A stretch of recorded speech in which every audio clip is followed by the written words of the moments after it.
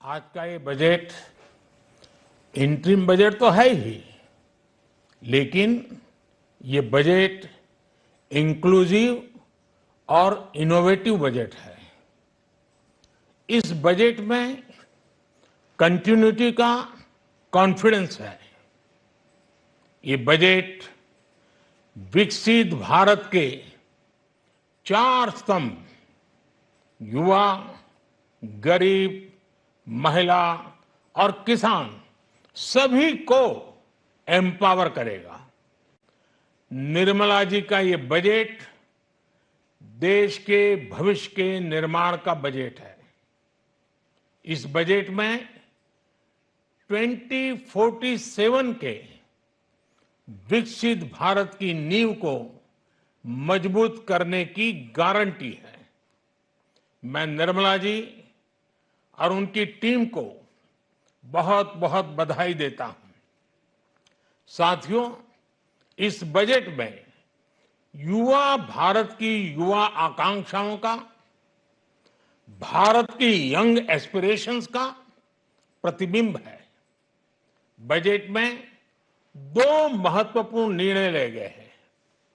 Research और innovation पर 1 लाख करोड़ रुपए का फंड बनाने की घोषणा की गई है। बजट में स्टार्टअप्स को मिलने वाली टैक्स छूट के विस्तार का भी ऐलान किया गया है।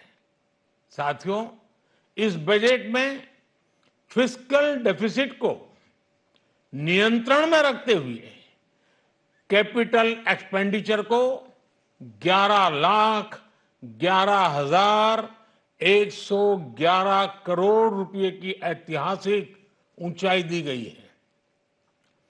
अर्थशास्त्रियों की भाषा में कहें तो एक प्रकार से स्वीट स्पॉट है।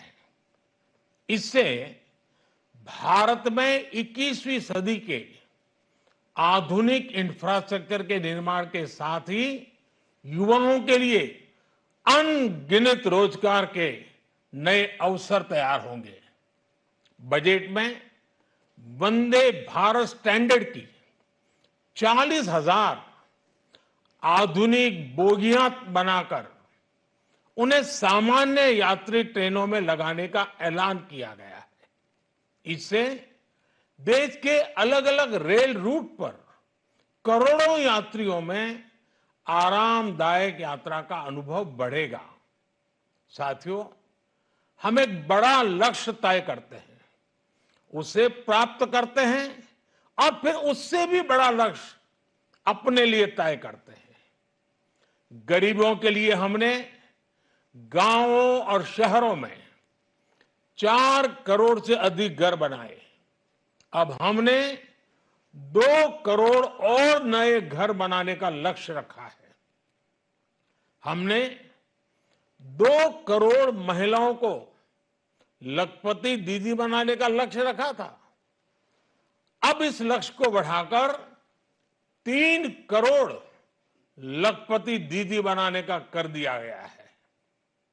आयुष्मान भारत योजना ने गरीबों की बहुत मदद की है। अब आंगनवाड़ी और आशा वर्कर, उन सबको इस योजना का लाभ मिलेगा। साथियों, इस बजट में गरीब और मध्यम वर्ग को एम्पावर करने, उनके लिए आय के नए अवसर बनाने पर भी बहुत जोर दिया गया है। रूफटॉप सोलर अभियान में 1 करोड़ परिवारों को सोलर रूफटॉप के माध्यम से मुफ्त बिजली प्राप्त होगी। इतना ही नहीं, सरकार को अतिरिक्त बिजली बेचकर लोगों को 15 से 20 हजार प्रति वर्ष की आय भी होगी और ये हर परिवार को होगी।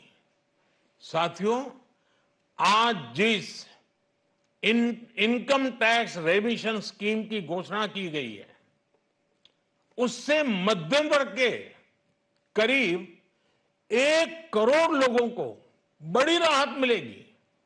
पिछली सरकारों ने सामान्य मानवी के सिर पर दशकों से ये बहुत बड़ी तलवार लटका कर रखी थी।